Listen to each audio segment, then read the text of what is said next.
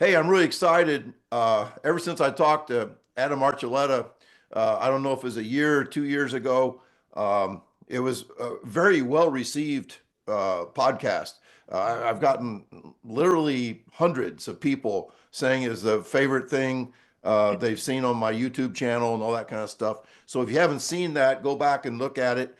But the whole time I was talking to you, Adam, I kept thinking about my friend Dan Fichter, a guy that did work with Jay, followed him around, studied, and I introduced a lot of times. I introduced Dan as like the modern day Jay Schroeder, maybe the kinder, gentler version, or the head football coach version of Jay Schroeder. So the whole neurology thing and all that. So anyway, we were talking just before I hit record, Adam, that you are actually back into coaching or into coaching now.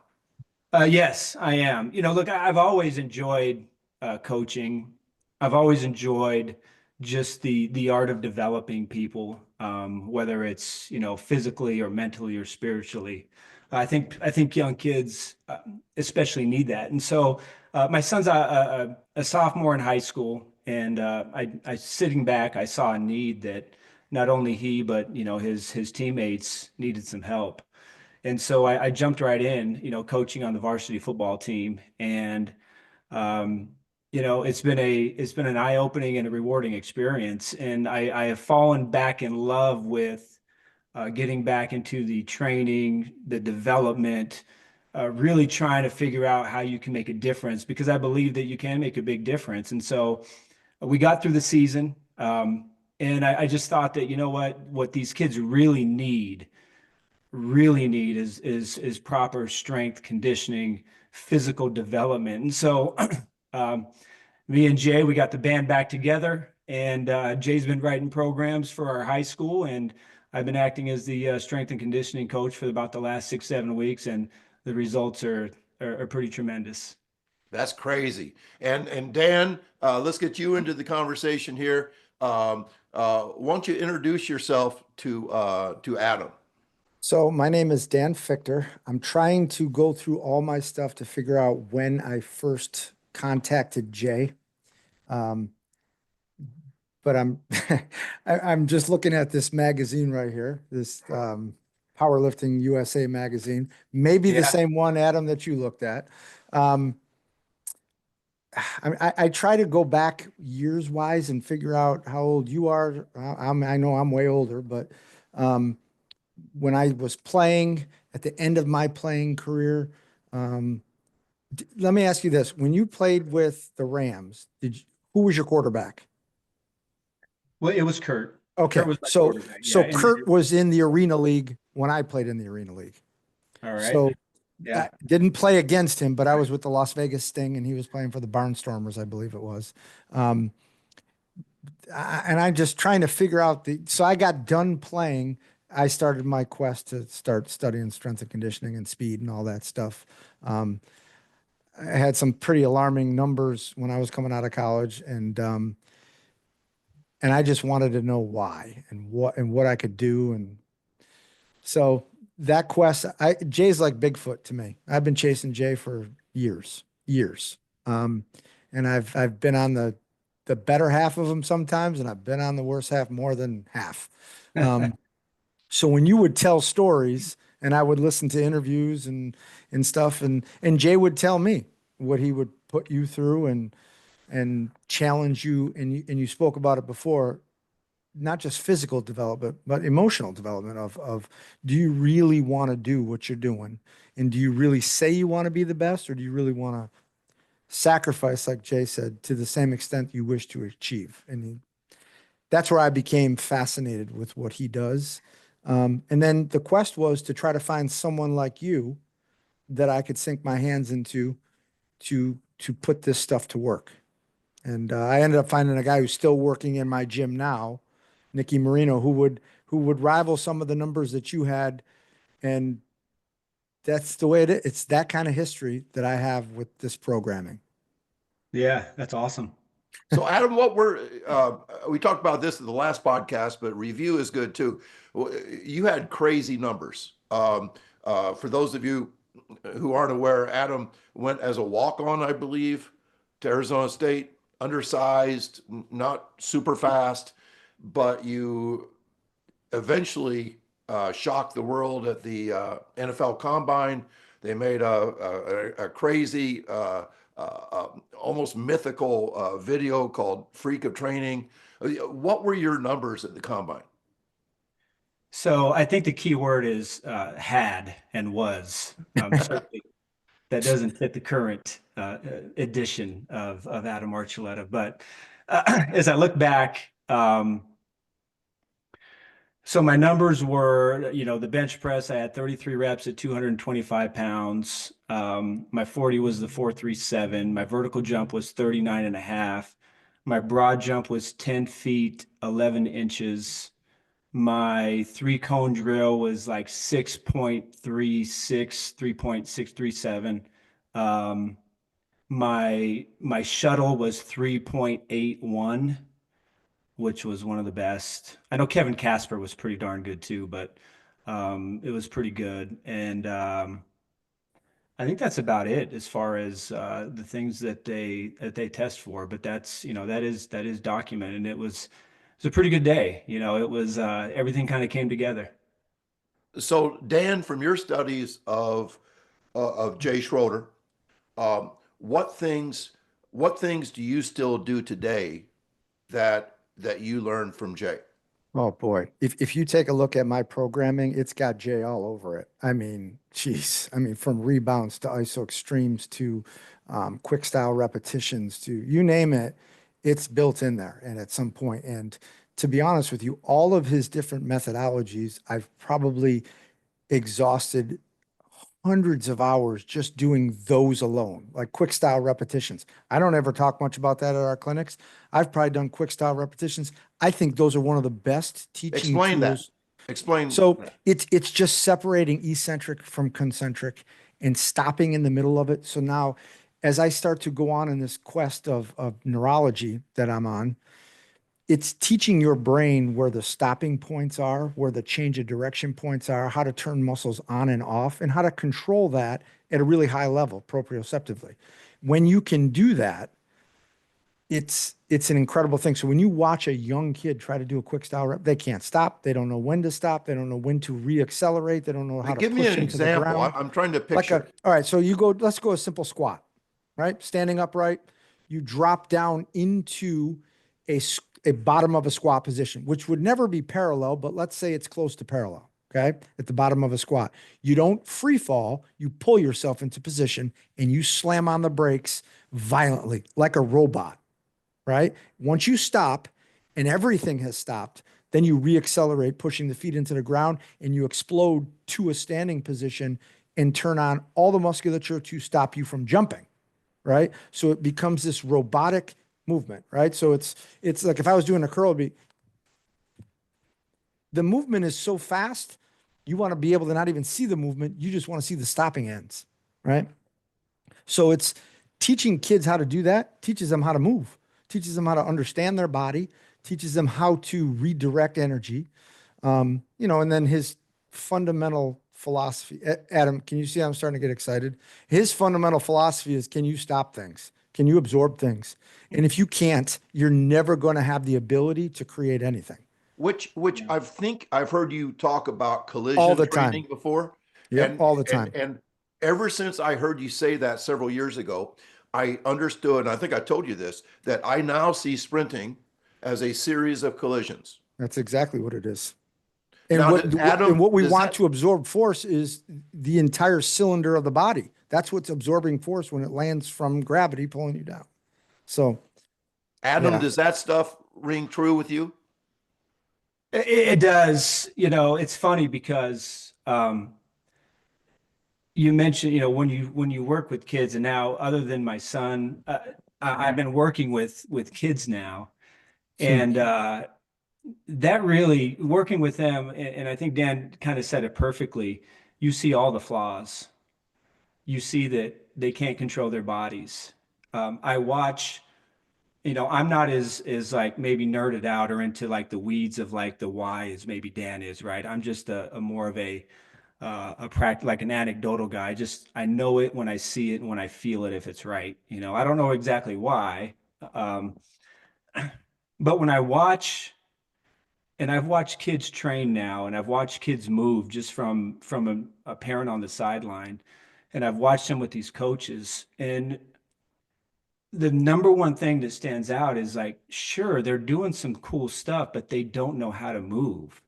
Their movement patterns aren't, maybe they get lucky. And I think the kids that are better earlier, or that we call natural talent, they just naturally figured out, stumbled in an efficient movement pattern. But as you get older and your body changes, what I've noticed is the kids that were fast or could move, when they don't train and they don't lock in those patterns, well, you start to see the compensation patterns, and it's almost like clockwork. Hey, this kid was pretty good, but he's going to get injured because all he's doing is running. All he's doing is football drills. All he's doing is ladder drills. He's not doing anything to prepare. And you can see the way he picks up his knee, or the way his feet hit the ground, or the way he does. And you're like, this kid is maxed out. And that's why I think you start to see kids that were pretty good and then they peak. It's because they just never got really taught how to do things properly. And I'm kind of going off on a tangent, but I have this talk all the time with parents and coaches when it comes to the Olympic lifts. And this is something that Jay taught me a long time ago. And Jay wasn't against Olympic lifts. And I know they have great application, but the amount of technical knowledge you need to be really good at it and be in the right position is massive. I mean, those are not easy to pull off. And so while you're learning that, if you're not doing it properly, your joints are just absorbing all the force, and it's doing more harm than good. And it takes so much time to teach those. Look, we're competing for hours. We're competing for sports. We're competing during the week. Tony, I know you say it all the time, don't burn the steak. Like, you don't have time to teach power cleans, squats, high pulls, all the snatches. You don't have time to do it because you have to spend so much time teaching that. And so the bang for the buck just isn't there. And I think I'm a good example of it. We didn't do Olympic lifts with Jay. I would have to do some at ASU because I had to appease the coaches and whatnot, but it wasn't a big part of what I did. But I ended up having one of the records for linebackers. I power cleaned 350 pounds, right? But that's without training power cleans. And so I know it can be done, but we just don't, people don't take the time, these coaches don't take the time to recognize it's not about just getting through the workout. It's what's your intention? Like, what are the details of the workout? What's the details of the position? What are you trying to do? And I think that's what really makes my experience and what Jay teaches unique, because he is maniacal about it. And I see it now when I coach young kids. Dan, do you concur with the Olympic lifts and squat and that kind of stuff? Yeah, for years I would get run out of clinics I would speak at for telling people why do you Olympic lift? And they would give me all the benefits, oh, here's what we do. They were the fastest runners in the Olymp. I'm like, wait a minute, time out. What do you like about them? Well, I like the fact that it helps me rebound off the bottom. And I go, well, why wouldn't you just drop off a box? It's way simpler learning curve. Learn how to absorb force. It's the exact same thing you're doing when you catch the weight at the bottom. Oh, well, I like triple extension. Okay, you could just jump. I mean, it makes zero sense to me. I agree with the teaching curve. I don't have time. When professional athletes come to me, I don't have time to teach them how to power clean. And I'll tell you what, this is where it hit home the most for me. And I think Jay and Mel Siff had a big influence on me about this. I had an international Olympic weightlifting coach come into my gym, and he wanted me to train his kid. I'm like, okay, so we're talking. I'm like, well, we're not going to Olympic lift. And he looked at me and he started to talk to me about this and that. I'm like, okay. So I started throwing lingo back at him. And he's like, how do you know so much about it? I said, well, Mel Siff taught me that if you don't like something, you better know why you don't like it. So you better know all about it. Yeah. So when he sat me in the basement, Mel Siff said, you better go study aerobic activity because you hate it. You talk about being explosive, go learn a little bit about the aerobic system, right? So with Jay too, it's why don't you Olympic lift? Well, we're going to go study all the Olympic lifters, how you do it, technique. We're going to look at the scope and we're going to find out how you move. And then I'm going to tell you, I don't want to do it. It's too hard to teach. I'm not that good. So Listen, we talk about, and my coaches have really bought in. Look, I think there's a place, definitely, I'm not afraid of heavy weights. I love heavy weights. And look, I know things work, but again, my focus is on kids. I think it's different if you're just training guys that are already elite. It's a different way of training, but I'm really interested in how you develop. And I see this and it's like, how can you expect to load your spine up with all this weight? And you could probably figure out a way to get it up.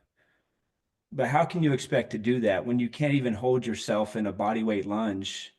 You can't even hold your basic positions. You can't do these basic things, but yet we want to like load up these kids. And again, kids are very adaptable. Kids are very resilient. They could figure out a way to get strong and get stuff done just by sheer will, right? But like, you're not really developing them. And then to me, ultimately, when you don't do the basics and you don't build the right way, you're lowering that kid's ceiling, right? It may get good results now, but the ceiling is coming down. And so to me, I see it. I've always believed in Jay's training. And again, I'm not a purist where it's like, hey, other guys don't know what they're doing. I think there's a lot of great ideas and a lot of great coaches out there. And certainly Jay's not the be all end all. But as far as even more so now, because I'm working with kids, I see it. And And your boy's only a sophomore. yes, sir. So I think that's interesting because I say a lot of times that I wish all coaches, before they ever start coaching, could have a son go through the program and see the good, bad, and the ugly. And so you're probably seeing it through a lens of a young developing athlete because of your relationship with your son. And my question would be, what stuff do you start with for those kids that are really foundational? That they're not great football players yet. They're not great athletes yet. What things did Jay do that where you would like start doing it in the first couple of weeks? I could go through it if I could, I could pull it up and I can tell you exactly what we were doing.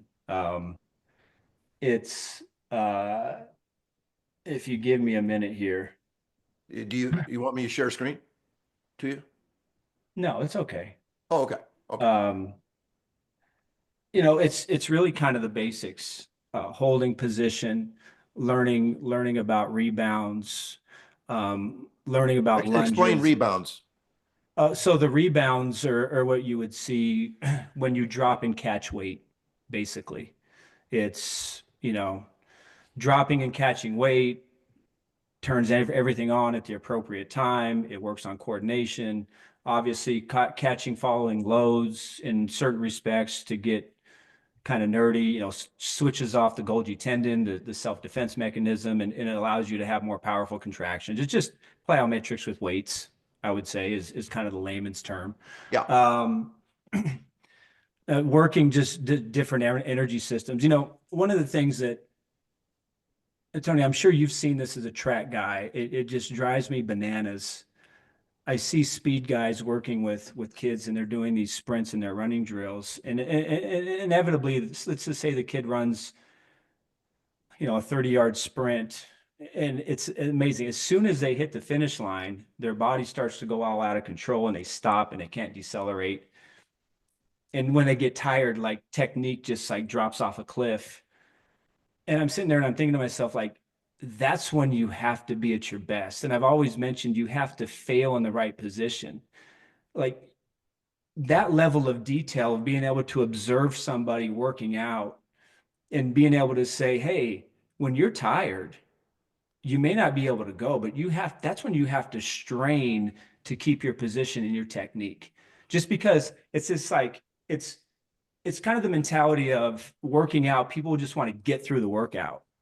And so as long as they hit their number or they hit their reps or they hit this, just get through it.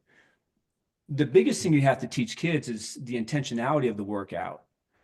It's what position. You always have to focus on position. When you get tired, you're holding a push-up you see your head start to go down and you see them start to like cave in. It's like, no, you may not be able to do it, but like, that's when you have to hold position the most. You know what I mean? So like, that's the detail that it takes. And I think that's what was ingrained in me. And so I see it, it's just as clear as day. And to me, if you're a coach and you're not consistently, because as soon as you turn your back, kids are going to try to find a way to get out. And so you have to train them to be able to push through like the pain and to push through the pain and doing it the right way. And it takes so much monitoring and it takes so much attention to hold them accountable. But then inevitably what happens is after a couple of weeks, a few kids start to figure it out and they're like, oh, wait a minute, this is pretty cool. I have kids coming to me saying, hey, coach, now they're in track. Hey, I can feel it in my running. Like, oh, what do you feel? And they start to tell me, well, when I strike, I'm able to like my foot strikes and I'm able to pull through and my knee drive. And so kids are now starting to feel it on the field. We do 7-on-7 practices, and I get 3 or 4 kids saying, hey, I'm feeling faster out here. And because they start to move better. So if you're in the weight room and you're doing all these lifts and you're not seeing it and feeling it on the field, then what are you doing? I mean, that's just a long rant, but it's just, I get so passionate about it because you can see every flaw if you pay attention and you have to be on it, right? I think the thing that's going through my head right now is one of my favorite John Wooden quotes, actually one of my favorite coaching quotes of all times: never mistake activity for achievement. And I think you're kind of talking about, like you can go from rep to rep, from set to set. You can go, you can do X, Y, and Z, but doing it doesn't make you better. It's only the intentional stuff. And all coaches know that observing kids closely changes their behavior. If you have your phone out, even if you're faking taking video of them, they will change their behavior. And so I love all that stuff. Dan, I would love to hear your ideas about foundational stuff for like your young kids, for kids that are like freshmen, sophomores, like a sophomore, like Adam's son. So when I was doing this years ago, probably, geez, probably more than 17 years ago, kids would come into the program. It's called Want to Get Fast. And parents would call and say, oh, Johnny's running so much faster and jumping so much higher. I'm like, he hadn't run one bit and he hadn't jumped up once. And they'd be like, oh, are you working on his technique? Nope. Well, his technique is great. Awesome. And and from Jay, I just wouldn't listen to it. I would just do what we do. And then they would call me and go, I can't believe how good he looks. And so-and-so's running so fast. And he has not run once because when he runs, he looks like horrendous crap. Why would I want to perfect that? So we spent hours doing extreme isometrics. But what I couldn't do was run a business, make money, and tell kids they have to hold positions for these astronomical amount of times. So I had to be creative. Jay never had to do that. I had to do that. Right. So I had to learn different ways, Let different me stop you methodologies. just one second. When you're talking about extreme, like your extreme ISO holds Mm-hmm. for a ridiculous amount of times, Mm-hmm. how much time are you doing it? Jay made me, while I was learning it, he made me send him videos. Right. And I'm sure, Adam, you probably had to do that. Well, actually, he would show me videos of what you just, but I had to send him a video. He goes, if you think you're really good and you think you're a good strength coach, you should be able to hold an ISO push-up for 10 minutes. I'm like, holy shit. Okay, let me try this. First time, not even close. Second time, okay. Then I started getting upset that I couldn't do it. I was a pretty good guy. I clocked a pretty good 40-yard dash, could jump over 40 inches. I'm like, I got to be able to do this. And it ultimately worked to it. I sent him one 12 minutes. He crushed it, told me I sucked at it, but you have to have the intent for neuroplasticity to happen. So that's all he was driving me to get was, hey, focus on what the hell you're doing, make it the most important thing that you're doing. And then if you want that result, it'll come, but you have to believe it's going to come. right? Explain neuroplasticity to So it's people your who haven't brain heard that. just understanding your brain, learning new concepts, learning new ways to push past. Like you hear people talk about it when it comes to the UFC and being in extreme fatigue, positions. These people fatigue out. It's nowhere near what they're capable of. They can hang on for so much longer, but their brain shuts them off. Nope, we're going to be safe here, right? So we're going past those mechanisms. So early on, learning from Jay, it was Golgi tendon stuff. It was shutting down from that point. Now, for me, I've connected dots in clinical neurology where Jay was way ahead of his time when it Explain comes. Golgi tendons. So when you're talking about the muscle and its natural ability to stop at the ends and not rip tendons off and make the muscles absorb energy, these are all the mechanisms from a biomechanical standpoint and a brain communication standpoint that happen. But there's also an emotional connection to make sure your body and your brain believes it's not a present threat. Because as soon as it senses a threat, it's going to put the brakes on, right? So one of the quotes you'll hear me say all the time, Tony, was learned from Jay. I always tell people, if you want to jump 40 inches in the air, you better make sure that your brain believes that you can land safely from 40 inches in the air at any time, at any place, or else it's never going to give you the energy to let go because it's conserving. It's afraid. So And people, I quote you all the time yeah, by that's a saying Jay. the brain is a protective mother. Hell To yeah. me, that explains so much in athletics. Oh, gosh. It does. Listen, I look at everything, especially in athletics, as I want to be the best in the world. Not everybody thinks that way. Um, some people just want to have fun and get better, whatever that means. But if you really want to do that, you have to live in extremes. There's no there's no halfway. And so it's I don't think people, when you hear kids, everybody wants to be a Division I athlete and they want to play professionally. Like I'm all for shooting for the impossible. Like I think that's essential. But you also have to understand you have no idea what that actually means. Like you have None. no idea what's out there.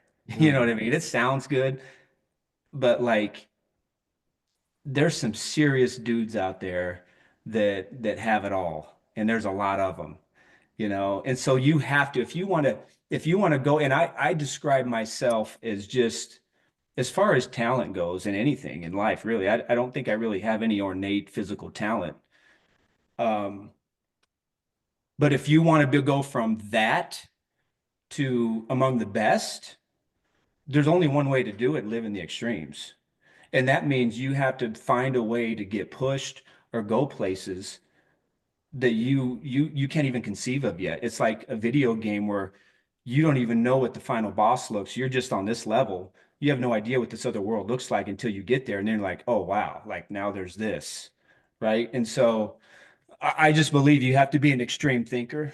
You can't you have to have a certain hardness about you. I think you have to have a certain darkness about you. I think you have to have the ability to just a self-belief, but everything you do and how you live has to be in the extremes. And I think that's Explain one of the explain reasons. explain darkness to me. I want to hear that. Why do you have to have a certain darkness? Maybe it's just the physical nature of football, but listen, football, and again, I'm saying this from the standpoint of elite athletics. In order to compete against the people you're competing with, um, you kind of have to have, I think, something wrong with you, quite honestly, except maybe quarterbacks. But even then, you probably have to have to be that guy to be able to really to be the guy at the end of the fourth quarter. But just the sheer physicality of it and the sheer what you have to put your body through. Um, You have to be you the have to be, villain in somebody's story. That's what you you got have to to be. be like you have to have that ability inside to be a guy that probably isn't, you know, you can go either way in life, to put it bluntly. That's just what I believe in. Again, I think you have to be an extreme thinker. And I just can't impress upon right now with my job with CBS, I still go to games and I call games on Sundays and I get a chance to go to practice and I go and I sit there and I walk the field. And even a guy that's done it, it's been so long, I see the guys that are out there and I'm like, holy crap. Like these guys are monsters. Like I can't even conceive at this point in my life that I even did it because the receivers, like everybody, you're like, when you're sitting there on the field and you see it and see these guys, it's almost a surreal feeling. It's people don't understand the type of athlete that is really out there. And because you are in a different mindset at this point in your life, it's a dark place to go back to sometimes, Tony. I mean, you have to like, I'll walk into a college game where I played, I'm like, oh, how did I ever do that? But when I was doing it, I was like, how am I ever not going to stand out more than anybody else and embarrass people, not just play, but to just be the best? So that pipe stuff that Jay talks about all the time, you have to have all those things in a line. But I got to tell you, there's a lot of people walking around the NFL who have 3 or 4 of those components in them innately. Sometimes it's the environment that makes you where you come from and right, how you were raised. That's going to make you something, but that doesn't make you awesome all the time and everything, because No. half the people in the NFL sometimes are committing crazy crimes because that's where they float, right? It's the Oh person yeah, yeah. I don't think, and I say, look, we can go. I could talk about this stuff for hours, but even like being, in my opinion, being an elite, like participating in elite athletics, isn't a recipe for longevity. It's not a healthy lifestyle. Okay, you can't do it forever because you can't eat like that forever. You can't put your body like that through it forever. Again, like it's not meant, it's an extreme lifestyle, and you can only do it That's for, dark. That's the darkness. you know what I mean? And so you can't do it forever, right? And so I just think that yeah, there's a lot of psychological components to guys, and just because you're good at football or sports doesn't mean that the rest of your life is going to go the way you want it to. I mean, that's a whole different story. But Yes. I will say that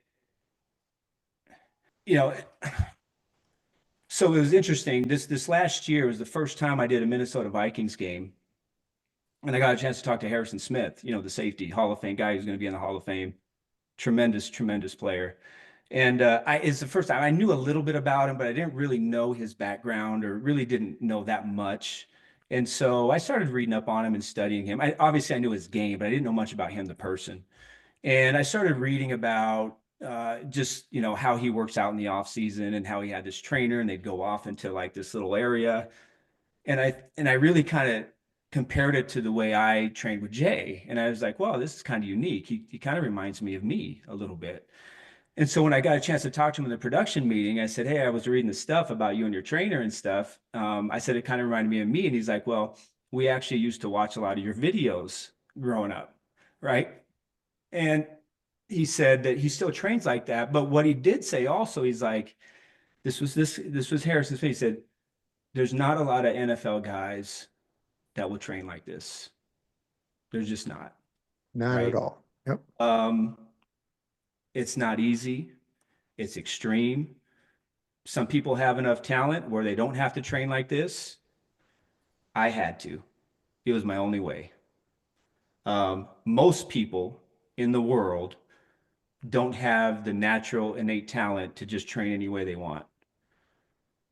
This is a way, this is what I had to do. And part of it was not only the training, but it was the self-image that I gained from it, that I truly believed that I was unstoppable. I was indestructible. I really thought I was like Ivan Drago and Rocky. Like I believed it. And so your self-image, who you are in your mind, is just as important. And I think that goes into hard, psychologically difficult training.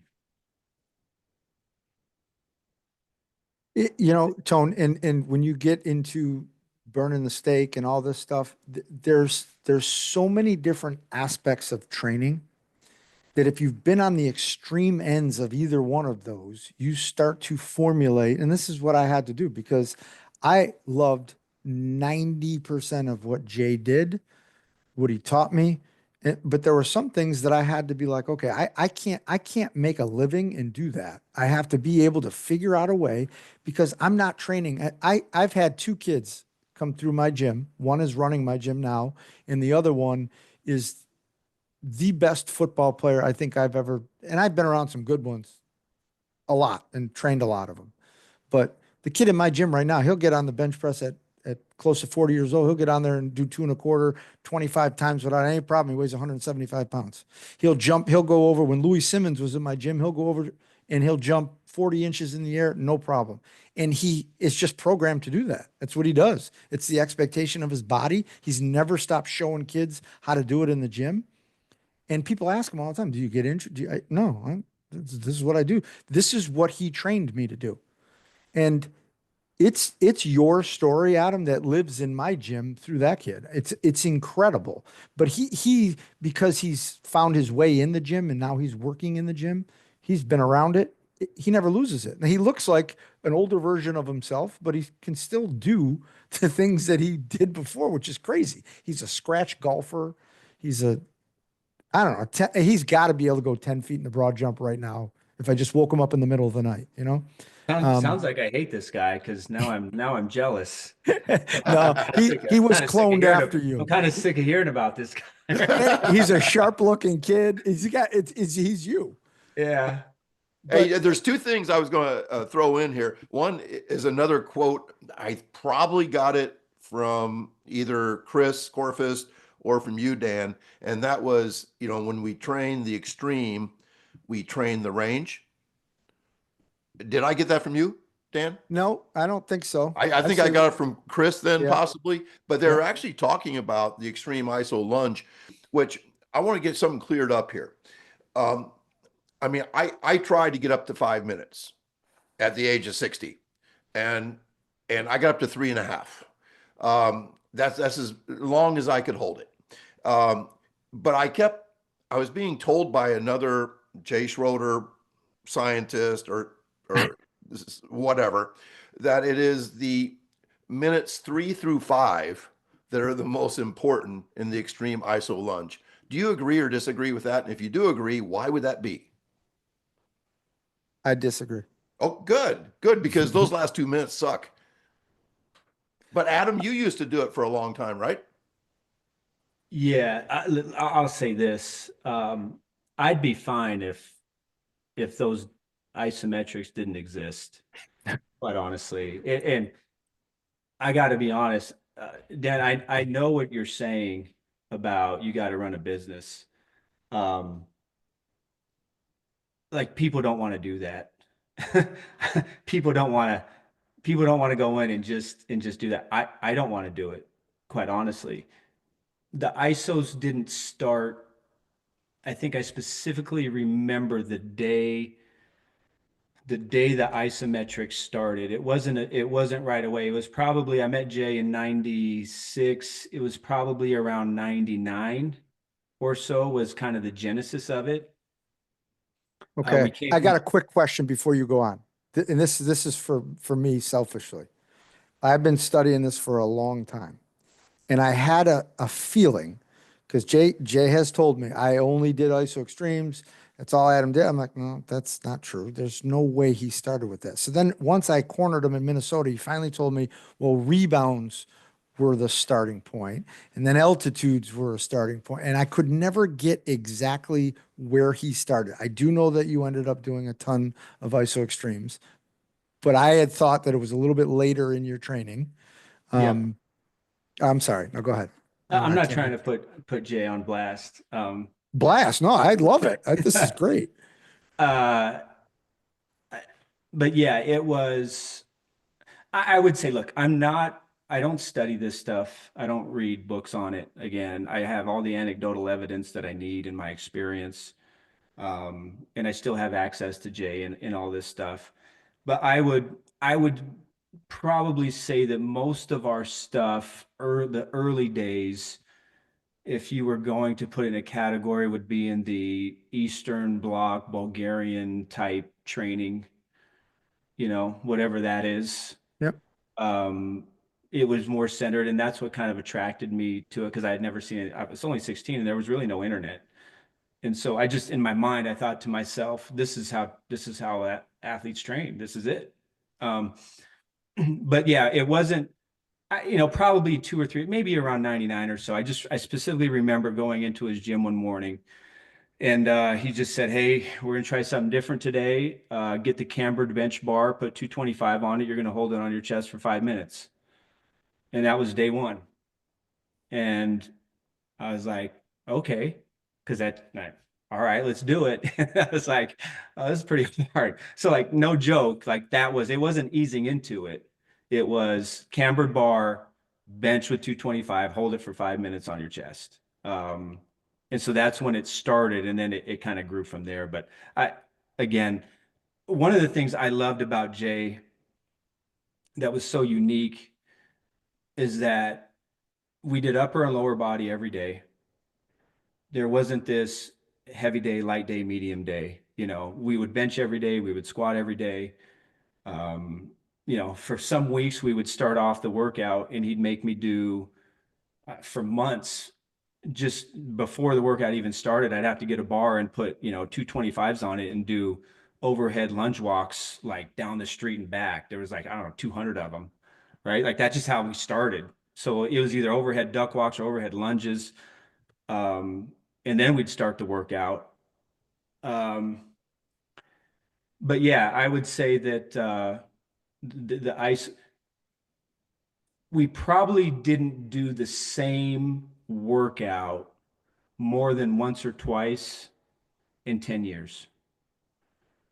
And so I think it was kind of like that variety, and it was always different. And, you may do one day, it could be rebounds or it could be heavy, but just his ability to see what's going on and rotate through different energy systems. I just felt like, man, I'm getting triple the volume of everybody else. And yeah, it's tiring, but I just feel like this supercharger going through my body. Like I just felt powerful when I walked around, and I knew that this was the way. Yeah, that's great, because I think I told you before, but basically our off-season workouts are either speed workouts or X Factor workouts, where X Factor workouts sound just like you just said, where we don't want two X Factor workouts to ever be the same. We want to be creative. We want to try things. There's certain things we repeat, but we'll do ISOs, we'll do altitude jumps, things like that. And all of those ideas came from your video from 25 years ago. And, basically, like Charlie Francis believed in your non-sprint days, you do a lot of tempo running. And to me, I just thought, man, it'd be a lot more fun to do exercises, to do work. And the entire catalog of mine started with Freak of Training. I think it's awesome. It's funny. It seems like in the last, I don't know, last 8 or 9 months, there's been a renewed interest in our training. It's like everybody brings it up again. Even guys, when I go do games, NFL guys would be like, "Hey man, I just saw something on social media on your old workout." And I'm like, "Really?" It's like 30 years ago. And a lot of this stuff that I think is, and again, I don't know what everybody's doing now. I don't really care. I know people like to say, my stuff's the best, his stuff's the best. It's irrelevant to me. Um, but I think a lot of things that are popular now, like Jay was doing and experimenting with 30 years ago, 20 years ago. And I think it's kind of cool. And I think it's kind of cool now that I'm actually using it to help kids and young men, and I'm getting back into it. And now it's kind of renewed my energy for it. And I love it. Like I can't stop thinking about, hey, how do we implement this better? How do we figure this out? How do I get this kid? It's just, I love being in that mindset of helping kids. And it's, as you guys as coaches know, man, like when you start to see the light bulb of confidence come on, it's amazing. Because I think there's a lot of kids are looking for that, and not everybody's the best athlete. But man, when all of a sudden, like you're working out and you're committing and you're working hard and you're doing stuff like you don't know why and you're not sure, can I do this? But then all of a sudden, a few weeks later, it's like, oh, wait, like I noticed this is happening. I noticed this is happening. Like you could see that transformation start to happen. And I think it's awesome. It is awesome. I've been telling people, and Tony, this is kind of where my clinics and lectures have gone is because I'm so old and I've had an opportunity to see this program that Jay's created come full circle and go through a field of clinical neurology that didn't exist when Jay started his system, right? To connect these dots back is unbelievable. And for an old guy like me, I'm like, oh my God, did he know that? Or was he just on the right path and just happened to hit a home run? Like you talk about holding an ISO for Who 5 minutes. Right? Yeah.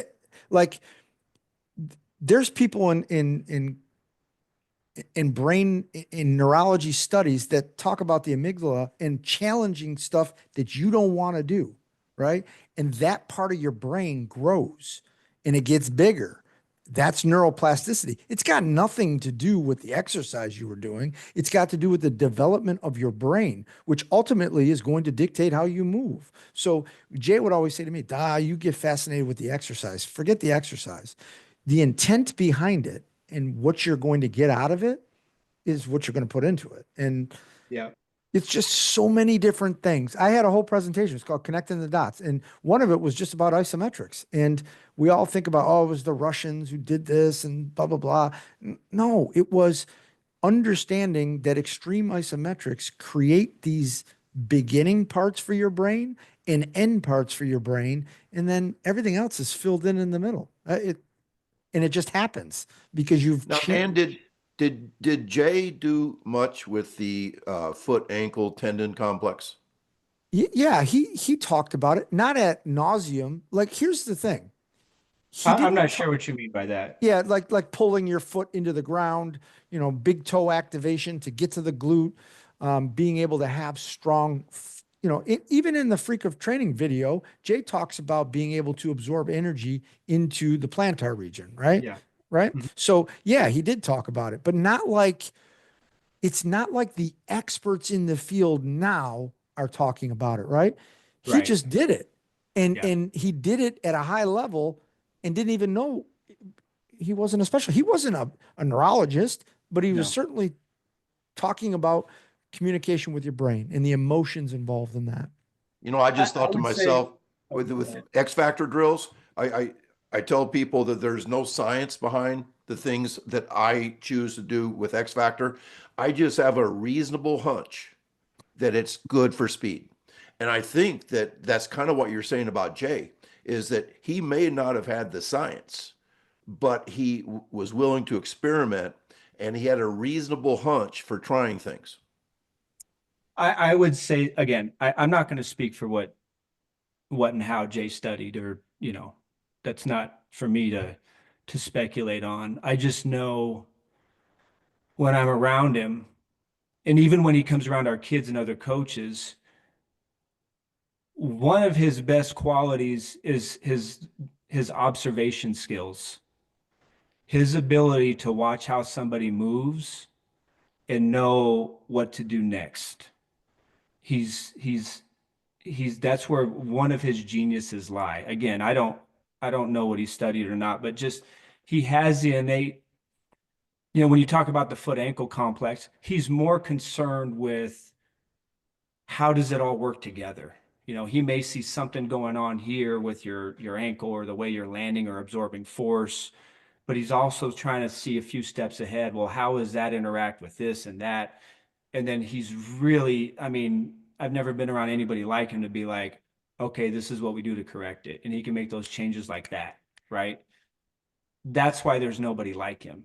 I don't know. Um, I want to go back to also something that I think Dan said. I think probably the most important thing that I learned from Jay, there's a lot of great lessons. And it's probably the one thing that I try to impress on these kids every morning when we work out. The intention behind what you're doing is everything. we could do the same workout. We could do the same exact exercise, and I can make it feel totally different. I can either have the mindset where I'm trying to survive it, or I have the mindset of what am I trying to feel and how does that feeling translate to running fast, right? It's not just getting through it. I always, and Jay always talks about what's the end. You have to picture the end. The end is always, how do I run faster? How do we be a better football player? Every exercise that I do, is this body position? How does this apply to me on the field? And running is the easiest thing to visualize because it's linear. You can visualize it. It's hard to be what makes like being a better football player. How do I visualize that? I can visualize wanting to be like Usain Bolt, and watching him. So I just think the intention and the why, to me is probably more important than the exercise of itself. That's why a lot of people came to work out and they'd work out with me. And again, I wasn't some genetic anomaly. And so it wasn't as if I had all this crazy talent. It wasn't like I was, my friend like Terrell Suggs, who was just born to be awesome at sports. Why do I get better results than everybody else? We're doing the same workout. Well, it's my intention and what I'm thinking about. Every rep matters. And you're supposed to fail. It's not like, oh my gosh, I failed. It's like, no, it's designed. So you want to fail faster and you want to fail in position. If you're getting through it and you're not failing, well, then you're not doing it correctly.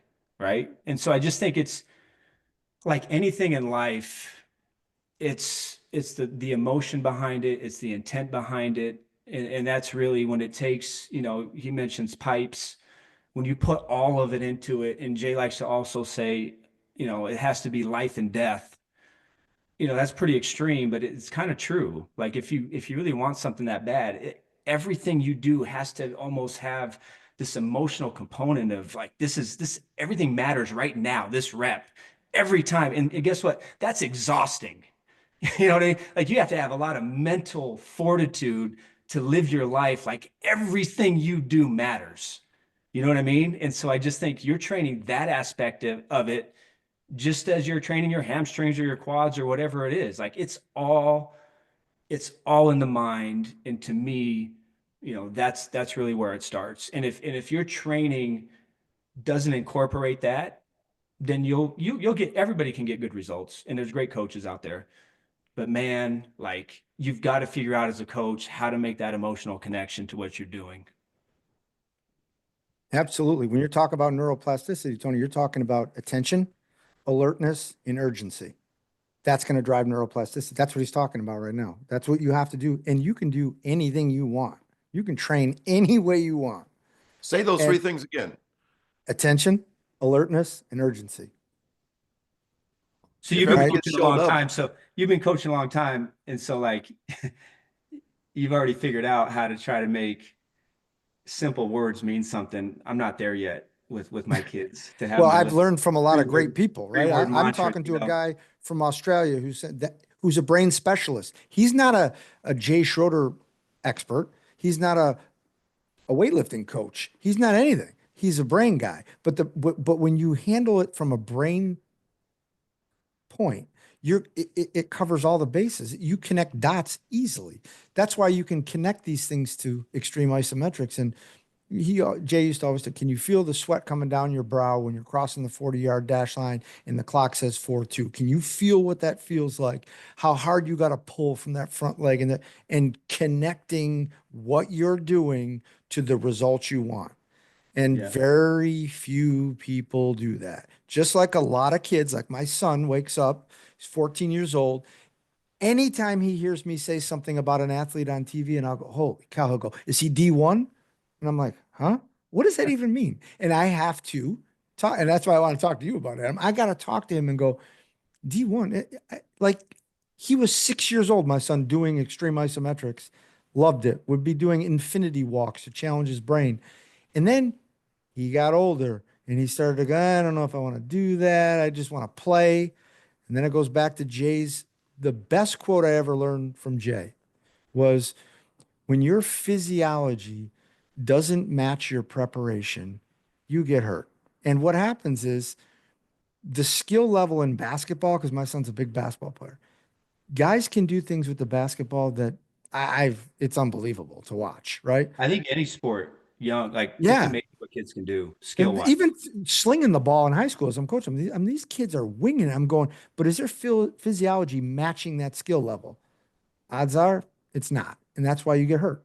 And that's how I mentioned that the ceiling inevitably comes lower, right? Um, I've always had this idea, and this didn't come from Jay, but just from my natural observation, and I've had to try to take this approach with my kids, is that you always talk about burnout and, kids that were great. Why was the kid, at every level, there was always the kid that was the best, and it was never me, but like the best kid in fifth grade, the best kid in junior high, the best kid in high school, the best kid in college, and then that guy was never the best again. And part of it, I think, is a lot of kids can't really decide what they're capable of until after puberty. I think that's a big marker, right? That's when they get to decide what they want to do in life. And so if you start too soon and you put too much pressure on performance young, once they get to that age, a lot of them, they don't like it because you haven't laid the foundation of how to deal with pressure and expectations. Shoot, most adults don't know how to deal with pressure and expectations, but we expect these 10-year-olds with the weight of the world on their shoulders. And to me, that's a recipe for disaster, right? So I just believe in letting it organically happen. And in my mind, if you are going to train young, I think Tony's onto something you got to make it fun. And I think the Tony's X Factor stuff is good because it's movement stuff that's not weight and it's not like training, but it does so much, and it's training nervous system. It's training that connection to the brain, and you can make it. I hear you say this all the time, Tony. You can gamify it and make it fun, and just learning your body and how to move in space, like that kind of stuff. But all these kids training and doing the Olympic and the squatting and junior high, it's just very rarely in my life have I ever seen it work out, you know. Um, and I'm pretty passionate about it. It just, man, kids are so good and they learn so fast. And it's like, man, if you spend any time with them, they just become amazing. But just remember, like, if you crawl before you can walk, you're probably not going to be able to run fast when you get older. 100%. Matter of fact, half the people we train in the high school level, we have to go backwards before we actually go forward. Yeah. Explain what you have to do. Are you asking me? Going backwards. Yeah. So I'll give you an example. One of the elite kids that I trained was a football player. He came in, he's a 320-pound bench presser, great. And he benched it. I actually sent Jay the clip when we were training. He's like, that's awful. But everybody's telling him he's fantastic. He's in high school. He's benching 320 pounds. He's kidding me, blah, blah, blah. We had to he was working with the bar for the first 2 months. He was with the bar, pulling it down, getting into position, not losing position. He's on YouTube right now. If you look him up, bench press 245, 43 times. Because at the combine, the record for the D lineman was, I think it was Dorsey at the time, did it X amount of times. I put it on there. He did it 43 times, 245, not two. And he'll come out and tell you, the kid that was training, we went backwards. I was benching, I didn't go over 185 pounds because he couldn't do it the way I needed him to do it. Or I shouldn't say that, the way Jay wanted him to do it. And once he learned how to do it, it was a joke. It was a joke. Yeah. How much better he got. Training how to move, training the right movement patterns, is to me the most important thing you can do. It's funny. The other day, there was a kid who's a big kid, sophomore, hasn't shown up consistently. And he showed up and he doesn't move well at all, has a hard time getting into his stance, but has some pretty good potential. And he was benching. And one of the volunteers that was kind of told me the story, I was kind of about 10 feet away. But Jay went over to him and said, "Hey, do this with your chin and do this with your shoulder. And then all of a sudden he did it right. And he's like, wow, that doesn't hurt anymore. Right. And it's like this gentleman that was there kind of observing, he's like, man, I've never seen anybody like that who can just go over like that and make one immediate change.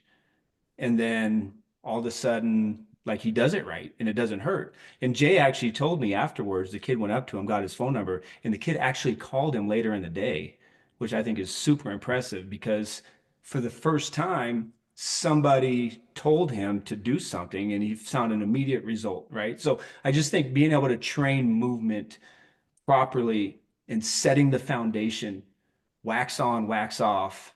I mean, it sucks, but like, especially young, you're setting your young athlete up to do better things as he grows older. One other thing I wanted to touch on that I kind of lost a train of thought earlier, but you mentioned something about the brain. You know, it's funny.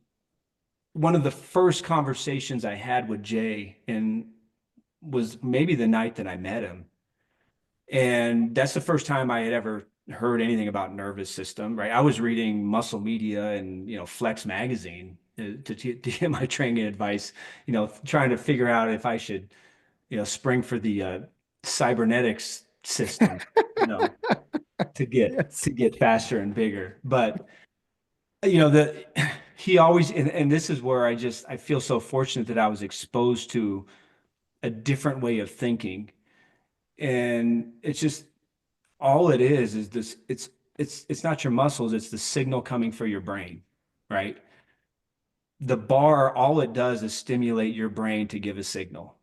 And so how do you make that signal stronger and faster and more durable and get the myelin sheath thicker so you can just strengthen that connection, because it's that connection that really dictates everything, right? That's the nervous system. And then it's not just contraction, but it's being able to relax the other muscle groups, right?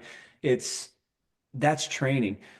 The numbers that we put up and those numbers you asked about, Tony, are very cool numbers. Those numbers will come if you do the other stuff, right? The other stuff doesn't come if you're just worried about numbers. You know what I mean? And so to me, from day one, when I met him, and I think this is why I had an advantage, is because, yeah, of course, we all want to bench a lot and squat a lot. Like, of course, but I just knew it's not about the number. How do I do it? How do I perform it? How fast do I do it?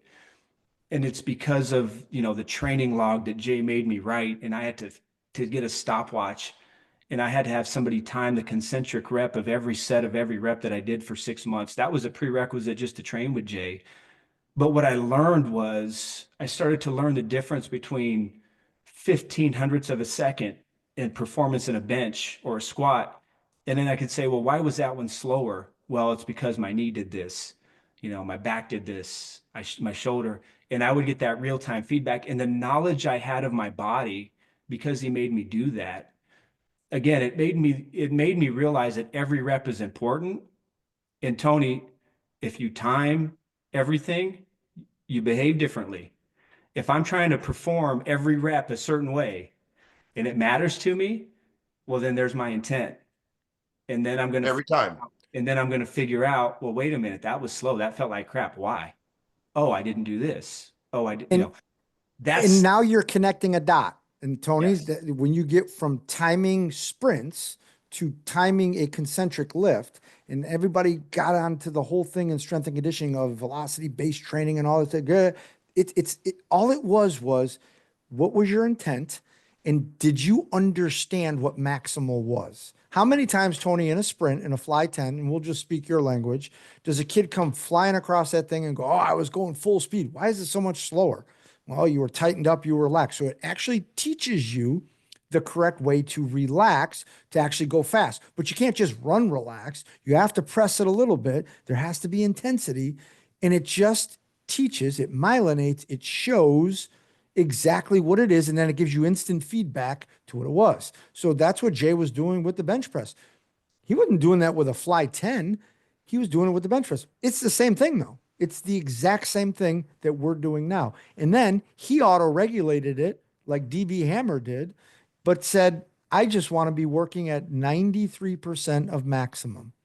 And how do you even know you're at 93% unless you time it, you chart it, you lift maximum? It all connects to that. That's what's cool about being around for so long and so many systems and so many great people I've learned from. They all come back to the same fundamental things. Even Charlie Francis, he would say, you do have to be above 90% and you don't want to be stuck between 70 and 90 or you're going to screw yourself, right? So he said, okay, we got to do something, do tempo runs. Well, some people jumped on that train and ran with it. Not Jay. Jay's like, we don't do any of that stuff. We just operate above 90. So I just pictured a typical bad weightlifting session for a football team where guys are going, through their sets and reps, and it's more of the activity than the achievement. It is they're putting in the work, but they're somewhat disconnected from their brain to their body Yes. because they're kind of lifting like we drive a car, where we have a lazy brain. And then they go out and do sprints, which means they do, like 1040s or something. And they're totally checked out. Their eyes are closed. They are not thinking Yeah. about foot strikes. And that is that brain body connection that when people say, what's CNS training? CNS training is really nothing more than high intent coming from the brain and really being connected, as you would say. True? Well, I think that's a great analogy. I probably couldn't have said it any better. Um, I think that's spot on. Before I got involved with the weight training, and it's hard to manage 60 kids. I get it, right? But you got to figure it out because the other way just doesn't work. Here's today's workout, here's on the board, you guys go do this. Kids inevitably, there's very few self-starters inevitably are going to sink back, say they did it. You got to stay on them. And again, if you start to teach them how, it's up to us to teach them how to work and to put them in an environment where they have to do it, to where they experience it. And then again, if they do it, they start to feel better. Well, then that's just a natural care, a natural reward, a Pavlovian reward of like doing it. It's like, wait a minute, like, man, I'm starting to feel really good. Yeah, it sucked at first, but now like this is pretty cool, right? Um, that's what we strive to do with this system. Um, I'll give you an example of what we did week, our second week of training, okay, for 60 kids. Our session lasted about an hour. We broke it up into 3 groups. And for example, there were 20-minute blocks. Okay. So group 1 would be hand clap push-ups, 3 of them, 2 claps per rep, whole body off the floor, then immediately perform 5 reps of 1/2 to 3/4 body weight with a 2 count pause on the chest without relaxing and 2 counts at the top. We want 0 momentum. Legs up, cross at the ankles, rest while Right your over partner, left. Yep. right over left, rest while the partner performs, continue alternating back and forth for 20 minutes. Okay. That's group 1. And so we use, generally with high school kids, we use a percentage of body weight to, instead of using specific weights, right? Group 2, all at the same time. 1 athlete on each side of the box, iso extreme back foot elevated lunge, left leg forward 30 seconds, and then immediately move back foot off the box and perform 5 Russian lunges, arms overhead holding a 2.5-pound plate. Then immediately perform right leg forward, rest 45 seconds, and repeat for 18 minutes. And then group 3, which I think is a staple, glute hams. 10 count manual hold at parallel, then 3 reps, immediately 10 count manual hold at 45 degree, and then rotate through with partners. So we would do that in an hour. And so when everybody's organized in that fashion, well, there's nowhere to hide. And if you teach your coaches the proper cues, we're looking for cues of body position to consistently remind them what's our angle on the lunge, where should our lower leg be, how straight should our back leg be, how should our foot be pointed, continuously to point out these are the things that you have to pay attention to. And I point out to the kids, listen, if we can't expect you to follow instructions here, well, then how can we expect to trust you on Friday night in the fourth quarter to call a play and know what you're going to do your block, right? And so like, these are the coaching cues. The coaching cues aren't work harder, whatever it is. The coaching cues are reminding them constantly, what should your body position be? What should you be feeling, right? And they don't understand it at first, but then they start to catch on to it. And now we're starting to look like a pretty good team. So you asked earlier, what's the sample? And, that would be session 1 and 3, and then session 2 and 4 would be a different program. And Jay writes new programs every week for us based on where we're at. So just to give you an example of, I couldn't imagine training kids any other way, to tell you the truth. And you tell high school kids to do squats. Squats are hard, man. It's a hard movement. All these movements are hard. There's so much teaching that has to happen. And we're going to load their spines up. And yeah, they'll get through it. They're resilient. Their bodies are flexible and adaptable, but it doesn't do anything. And it's certainly not going to translate to feeling good on the field. Sorry, that was a tangent. No, I love it. That's awesome. But before you respond to that, Dan, I'm sure you will. How did you know right over left? I guess I've seen the methodology a gazillion times. It's a brain thing. It's a right over left thing. is a brain thing. Mm-hmm. And Okay, I don't think Jay knows that. I shouldn't say that. I think he does know that, but I don't think he knows the implications down the road of how. I'm telling you. He's told, again, I forgot more than I ever remembered. We had the discussion, but everything he does is for a particular reason. And I couldn't tell you why right over left, but in some way, shape, or form, it affects the nervous system and the way it reacts in a certain way. Again, that's just every detail he's maniacal about it. And again, it would be very difficult to run a gym this way and to make a lot of money, because people really don't want to do it to that level of detail, and B, it is freaking hard emotionally. It's like mentally hard to be that present and that intent every day, every exercise. And I think, I know I've had plenty of conversation with Jay. That's been a lifelong frustration, because, he wants everything. He wants everybody to be able to achieve their maximal end. And unfortunately, not everybody wants the same goal deep down inside. He used to always say, when I was talking to him, if we were ever talking where there was video, why are your hands in your pockets? You're cutting off the circuits, right? I mean, but it makes We sense. talk to our kids all the time. The hands in the pockets. And hats. He wouldn't amazing. let me ever wear a hat. When I was at a lecture with him one time, he goes, take your hat off. Like, he singled me out of the whole, take your hat off. I'm like, Hats, okay. hands in the pockets, Yeah. Crossing your legs when you're sitting down, talking to them. How much are you blinking in the course of 1 minute? He's counting the blinks. Yeah. There's a lot of neurology involved in what he was doing 20 years ago, Tony. That's why I get excited about connecting the dots, because I've gone to different systems and experts. Take RPR.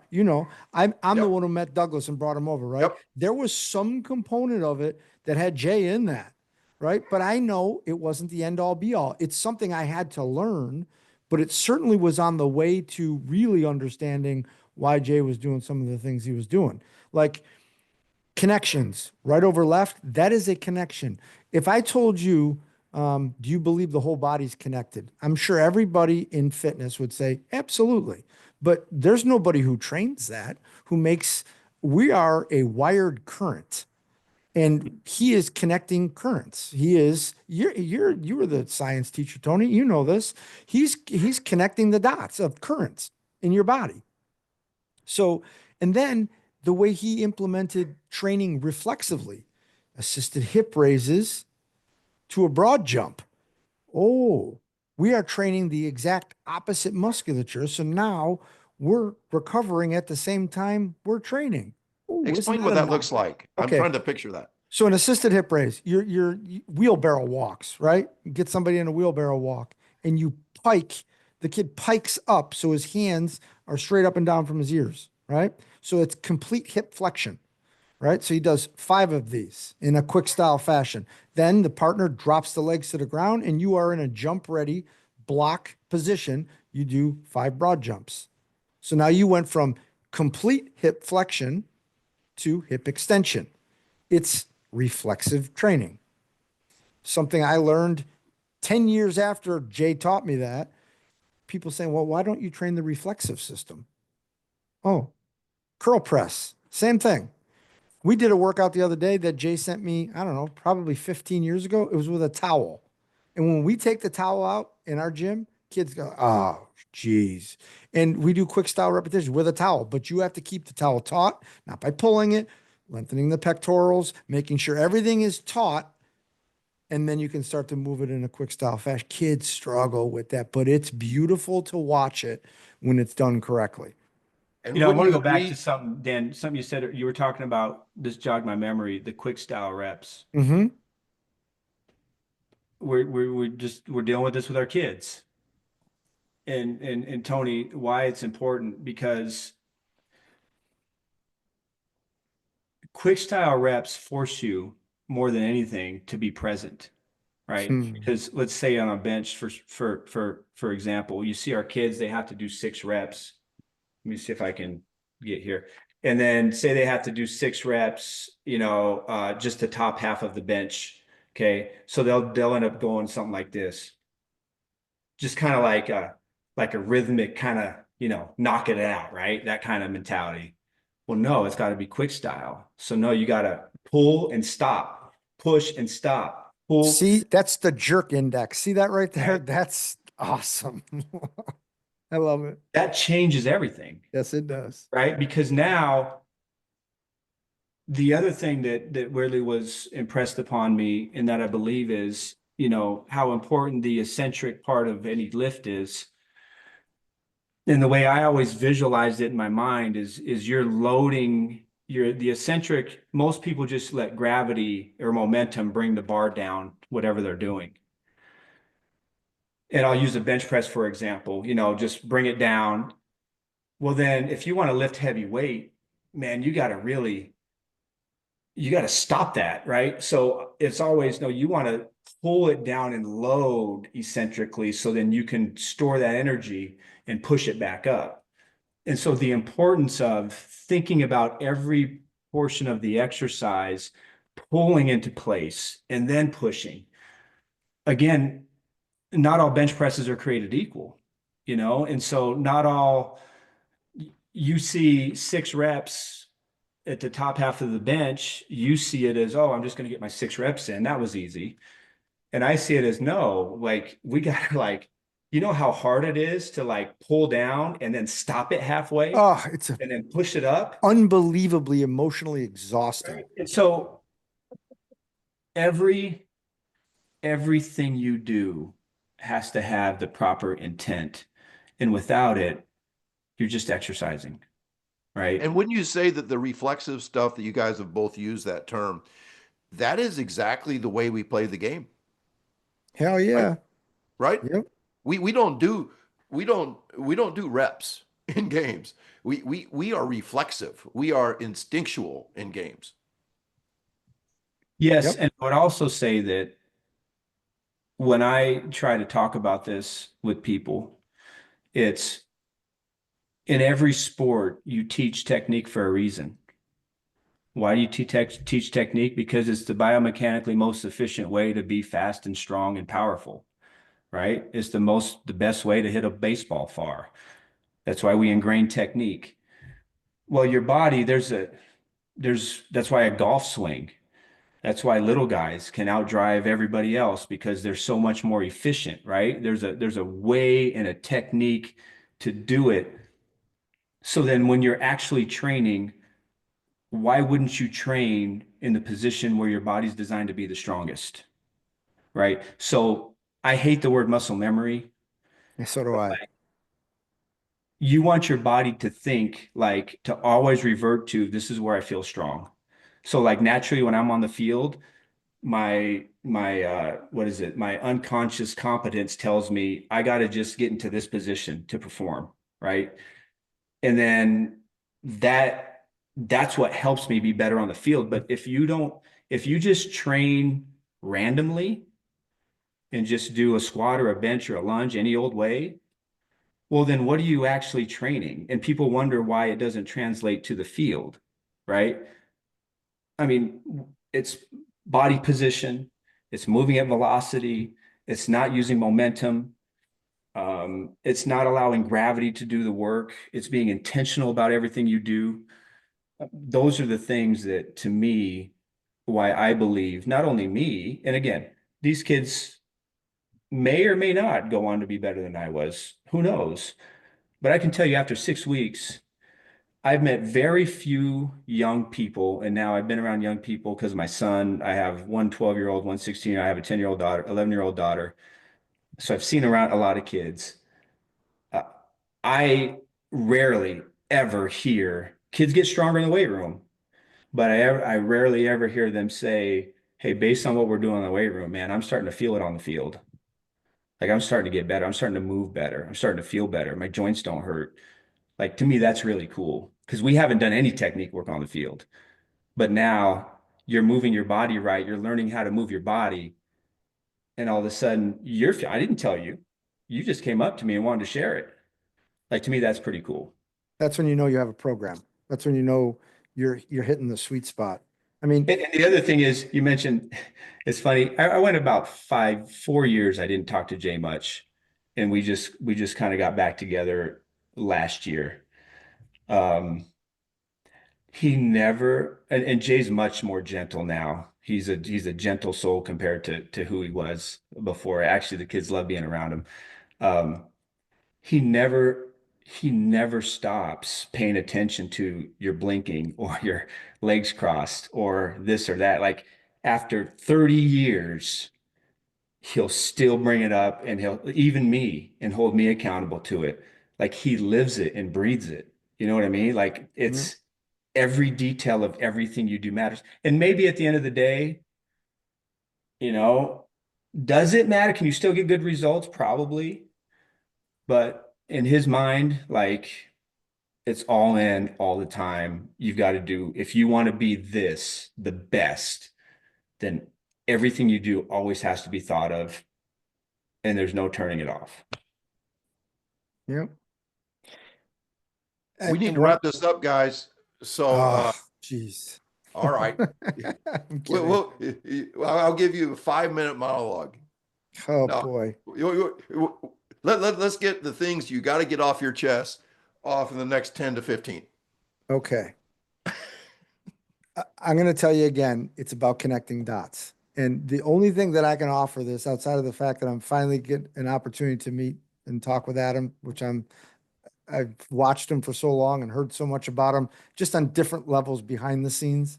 And all the guys that you used to train with. And anyways, is when you go to these greats, the Franz Bosches, the Corfus, every single great one that you go to, and I've been around all of them, has Jay wrapped up in there someplace. You could pull out a Jay Schroederism in there. And like motor coordination for Franz Bosch, he talks about in his book, fatiguing the bicep muscle before you do, I don't know, like one of his clean snatches that he was doing.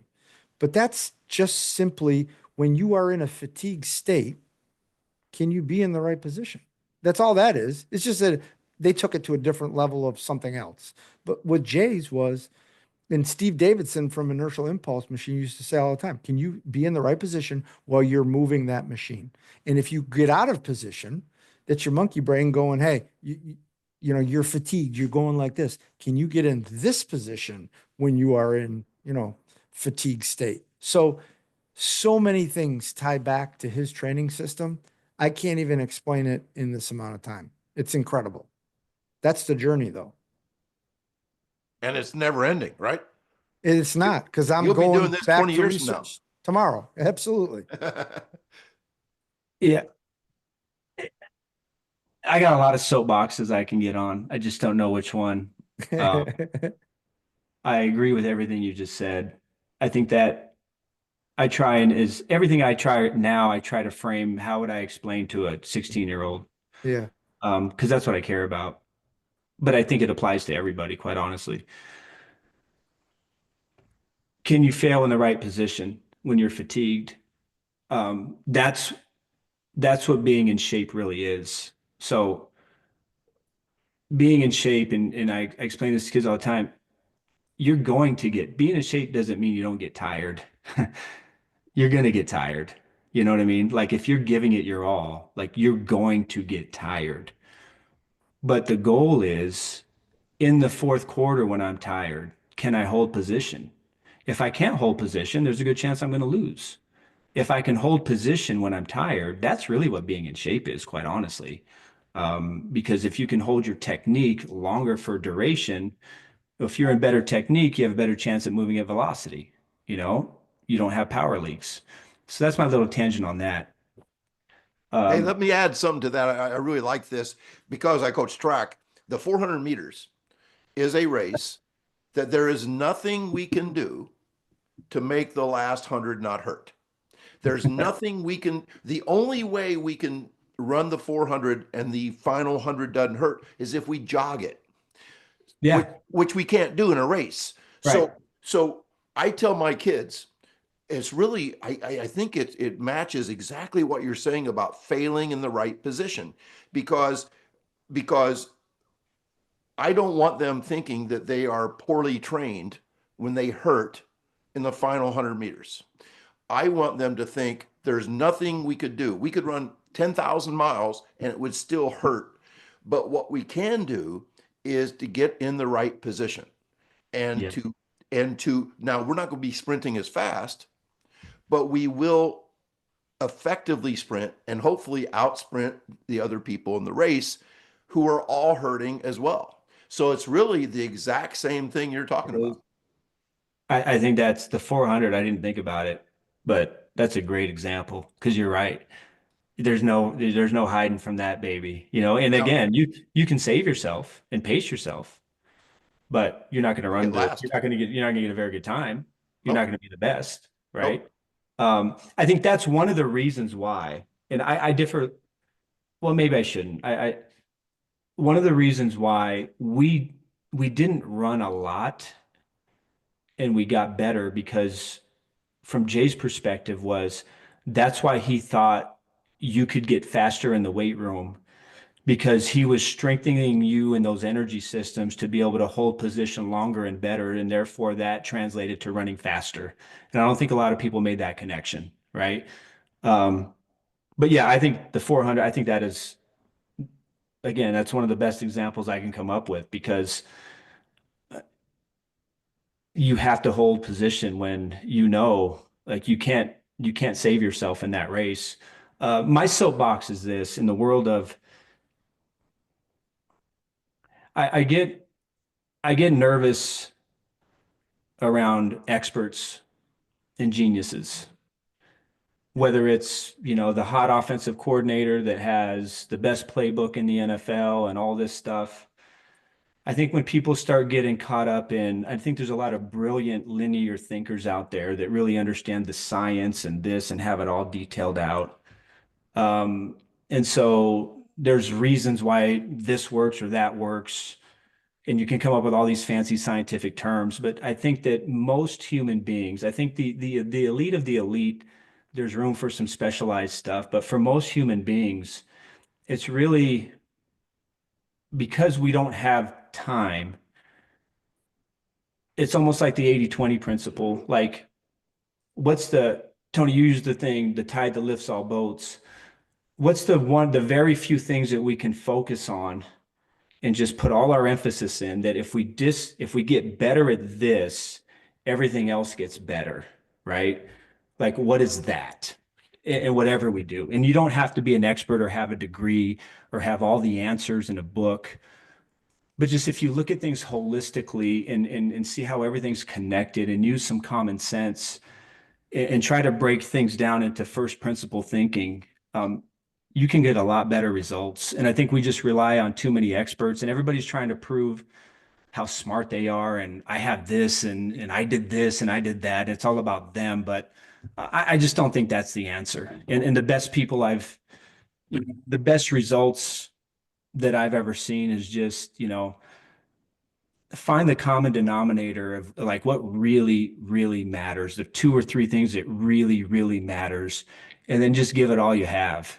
And don't get caught up in the details and the weeds and having to be right. You know what I mean? I just think, especially when you get into the training world, like I've had so many conversations with strength coaches, like everybody's got great ideas. You know what I mean?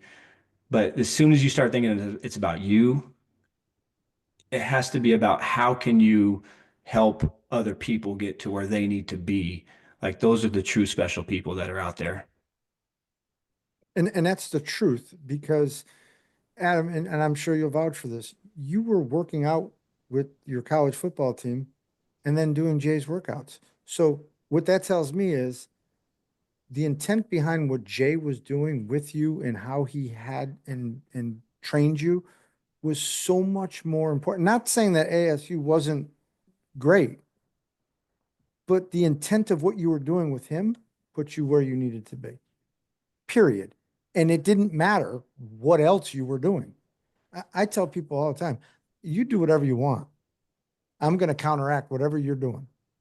And we're going to make it work through what I've seen work. And no, I didn't create it, but I certainly have seen it work when you're doing a high volume worth of work of somebody else. And then you come and work with me.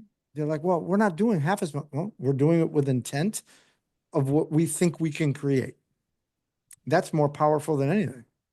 And it doesn't matter what exercise you're doing, because if the intent is there and the fun and the emotion is connected to it, unbelievable things happen, like crazy things happen. Yeah, look, I think the emotion is, you got to connect it, man. There's no participation grades, you got to be all in. Yeah. And I don't know, I love it. I love it. I love, it's a passion of mine. It's been exciting for me to help like get back into it. And anytime you guys want me on, I love talking about this stuff. Oh, hey, Dan, I think he just committed to another round. I'll tell you what, well, it's great. It's unbelievable for me. I'm spoiled right now. So this is awesome. Thank you, Adam. Thank you, Tony. Well, What I'm excited about, the more I talk, the more I learn, right? And I think, yeah, I Same think here. you got to be a sponge. You got to have a curiosity to want to learn. People have very many different communication styles, teaching styles. Tony, you've said a few great things that, probably intuitively I knew, but just your example of how you painted a certain picture in my mind Pictures allows me to now, hey, this might be a way for me to explain this. If you're open to just meeting people and listening to them instead of proving, how cool you are, like you can do a lot of cool stuff, right? for sure. Yeah. Guys, I cannot thank you enough. And I would like to thank you guys from the hundreds and hundreds of people who are going to watch this or listen to this, and they're just going to love it. I tweeted this, you probably didn't see it, Adam, but I tweeted earlier today. I think this is really going to happen. I'm going to get Adam Archuleta and Dan Fichter together. And I think it got like 200 likes and like 30 replies, and there people are like fingers crossed emojis, and I mean, like, people really want to hear this stuff. So I just feel like we got this guy from Arizona and this guy from New York, and brought 2 incredible minds together. And so thank you guys so much. Hey, I love it. Appreciate it. for having me.